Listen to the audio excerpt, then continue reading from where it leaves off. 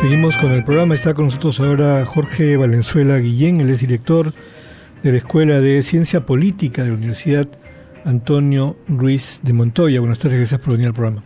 Muchas gracias por la invitación. Encantado, gracias. Bueno, en fin, ciencia política es un tema sumamente interesante y ahora, bueno, en fin, siempre la política está de moda y siempre hay opiniones encontradas sobre la política. Pero en fin, vamos a hablar de un tema específico, tengo entendido, que es la política migratoria, ¿no es cierto? Así es. Bueno, en primer lugar, en primera instancia, yo quería conversar, porque a veces la audiencia no está muy familiarizada con lo que significa la ciencia política y lo que significa la política en sí, ¿no? Y es algo que yo le explico mucho a los estudiantes también. El término política está asociado a varios significados que son por lo general peyorativos, ¿no? Que están asociados a políticos tradicionales, corrupción, ineficiencia y bueno, ¿qué más, no? Sin embargo, la política como actividad tiene una gran potencialidad, ¿no? Hay que entender que nosotros vivimos en una sociedad y que en tanto seres sociales que somos, estamos encargados de desempeñar una función, ¿no? Además, todos hacemos política. Exactamente. Es algo que yo también le comentaba hace un momento, ¿no? Se tiende a identificar hacer política como el oficio del político profesional, lo cual no es necesariamente cierto. Efectivamente, el político profesional hace política, pero no es la única forma de hacerlo, ¿no?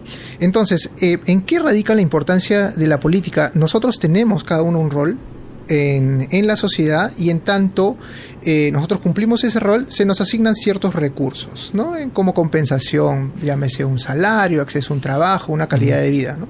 Pero a no todas las personas se les da los mismos recursos, no todas las personas tienen la misma calidad de vida y eso genera conflictos, ¿no? Entonces ahí es donde entra la política. La política entra como un mecanismo de sociedad para regular, para prevenir los conflictos, ¿no? Entonces el fin último de la política es un fin mucho más noble de lo que a primera instancia parece ser, ¿no? Entonces, ¿qué regula la política? La política se tiene que adaptar constantemente a los cambios sociales. Por ejemplo, antes de que exista el teléfono celular, la política no regulaba, ¿no?, el uso de celulares, por ejemplo, mientras uno está manejando, ¿no? Y bueno, hubo una época en la que fumar cigarrillo en lugares públicos no era prohibido, ¿no? Es más, era elegante fumar. Exacto. Bueno, y hay muchos comentarios que se podrían hacer al respecto, ¿no? De cómo se proyectaba la imagen del consumo del cigarrillo en aquella época, ¿no?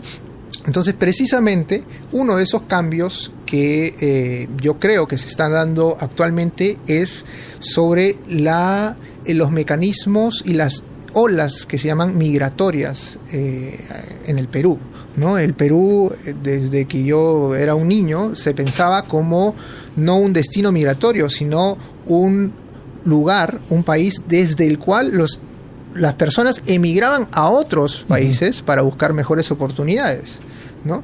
Y ahora el Perú, por el contexto de bonanza económica que hemos venido experimentando desde hace un par de décadas, es más bien un punto de destino, ¿no?, de migrantes de muchos países, principalmente, bueno, en la última tendencia es Colombia, Venezuela, en Sudamérica, pero hay gente hasta de Haití, peruanos inclusive, que están retornando de otros países para reincorporarse en esta su sociedad, pero que a la vez es una nueva sociedad, ¿no?, el Perú. Entonces, en ese sentido, se levantan, yo creo, varias alertas, ¿no? Porque, por ejemplo, hasta hace un par de años teníamos una ley de migraciones que no estaba bien adaptada, ¿no? En septiembre del 2015 se salió una nueva ley de migraciones cuyo contenido es bastante loable, yo creo, ¿no? Se han incorporado, por ejemplo, sanciones para extranjeros que violenten el orden público, se puede inclusive expulsar a estos extranjeros con impedimento de que retornen del país. El Departamento de Migraciones ahora tiene facultades para fiscalizar, ¿no?, las actividades de los extranjeros. Lo que viene a ser la migra en los Estados Unidos ahora también podría ser esa misma figura en el Perú. ¿no?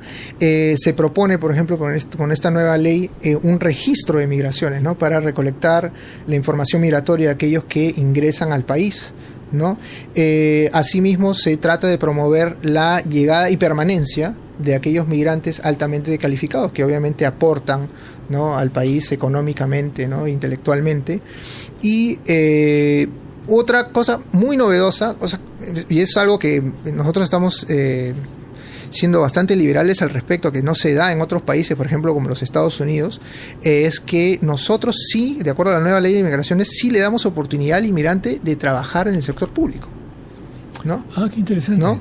Entonces, el inmigrante calificado, obviamente, puede concursar en una plaza pública, ¿no? Todo lo cual me parece muy beneficioso. Bueno, esos son los comentarios, digamos, amables que habría que hacerle a las políticas que se están tomando en materia de inmigración, pero como sabemos, muchos de los que seguimos la política, es que la realidad no se puede alterar necesariamente por decreto, por una ley, ¿no? Entonces habría que ver, ¿no? La opinión pública tendría que tener mejor acceso a estas bases de datos. Por ejemplo, yo soy de la opinión que estos registros de migraciones sean transparentes, ¿no?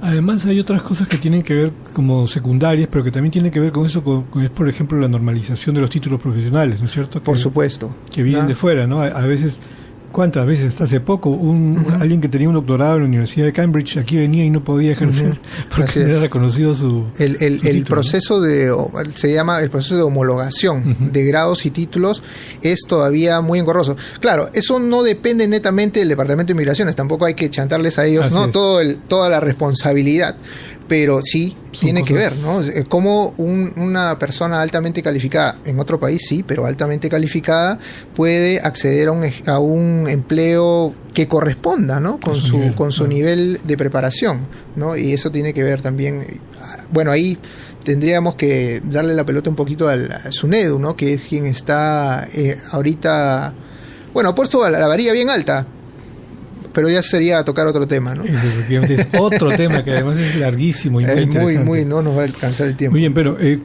¿cuándo van a comenzar ustedes el curso? ¿O ya lo han comenzado? Bueno, nosotros tenemos una escuela de ciencia política que fue inaugurada en el año 2008, ¿no? Con el pregrado en ciencia política. Hemos venido trabajando fuertemente, contamos con una plana docente de altísima calidad. Hemos actualizado incluso recientemente la malla, ¿no? De estudios, actualizándonos sobre todo a las demandas del mercado, ¿no? Entonces, en nuestra carrera es todavía una escuela bastante pequeña, tenemos 92 alumnos en la carrera, comparado con otras escuelas de ciencia política a nivel nacional. Somos, digamos, unos hermanos menores, ¿no? Y jóvenes, además, pero tenemos una clara tendencia a la formación humanista, a la formación que conlleva un entendimiento de lo que son los problemas sociales, ¿no? Y cómo es que, como decíamos al principio de la entrevista, como un ciudadano de a pie, como desde que es estudiante, no necesariamente de ciencia política, puede ya participar de la vida política. Yo siempre me enorgullezco de decir que nuestros estudiantes son muy activos, ¿no? En su participación política. Ellos constantemente vienen a mi oficina y piden apoyo de la escuela, y a veces hasta sin apoyo de la universidad se lanzan y organizan movimientos y colectivos y manifestaciones en pro de los derechos de, por ejemplo, las mujeres, las esterilizaciones forzadas, derechos de los animales. Organizan incluso colectas de víveres para gente damnificados. Entonces son formas en las que, digamos, ahí son los estudiantes los que nos están enseñando, ¿no? Son los que nos están dando el ejemplo de cómo se puede participar de la política sin ser político. Por supuesto, hay entre nuestros estudiantes de los que sí tienen aspiraciones claramente políticas y tienen la vena política, ¿no? Lo cual me parece también loable, ¿no? Yo preferiría tener entre los futuros políticos a algún egresado de la Ruiz. Me sentiría, aunque sea un poco más tranquilo. Por supuesto. Bueno, entonces ustedes tienen el pregrado y también el posgrado, ¿no? Así es. Maestría. Tenemos maestría, sí, okay. Una maestría en ciencia política. Ahorita acaba de terminar la primera promoción, ¿no? Es una maestría de 2 años que se enfoca sobre todo en lo que es gestión pública, ¿no? O sea, y ahí el enfoque claro es a cómo promover digamos, un manejo más eficiente de los recursos públicos, ¿no? Cosa que sabemos por el cotidiano que no es necesariamente lo mejor, ¿no? Es que tendríamos que partir de la idea de que, por ejemplo, un funcionario público que tiene un cierto nivel de responsabilidad debería por lo menos saber hacer un proyecto, ¿cierto? Claro. y eso que parece algo tan simple o tan elemental es algo que no es tan común. Sí, y es algo que a veces no se entiende. Lo que pasa es que quien no trabaja, quien no es especialista, generalmente viene la punta del iceberg, ¿no? El proyecto es, ¿qué cosa? Qué sé yo, darle mejor educación a los niños de la selva, por ejemplo, ¿no? Pero para diseñar ese proyecto tiene que primero haber un diagnóstico, ¿no? Y junto con el diseño del proyecto tiene que estar acompañado de un esquema de evaluación del proyecto, porque es algo por lo cual también estamos débiles a nivel institucional en el país, es que no existe todavía una cultura de evaluación. O sea, nos da vergüenza, o no sé, o estamos atemorizados a que seamos evaluados y mucho peor, autoevaluarnos, ¿no? Tremendo tema, sí. ¿No? Muy bien, bueno, ¿cuándo comienza? ¿Ya comenzaron las clases? ¿Cuándo comienza? Sí, bueno, el examen, acabamos de tener un examen de admisión, y bueno, el semestre regular comienza el 13 de marzo en nuestra escuela en pregrado. En marzo también empieza ya vendría a ser la tercera promoción la que comienza de la maestría en el posgrado, y bueno, estamos con las puertas abiertas para recibirnos, a informarles más acerca de lo que ofrecemos como carrera y como escuela. Más información en la página web de la Universidad Antonio Ruiz de Montoya, www.uarm.edu, tengo entendido, ¿no? Perfecto. Muy bien, muchas gracias. Gracias a usted.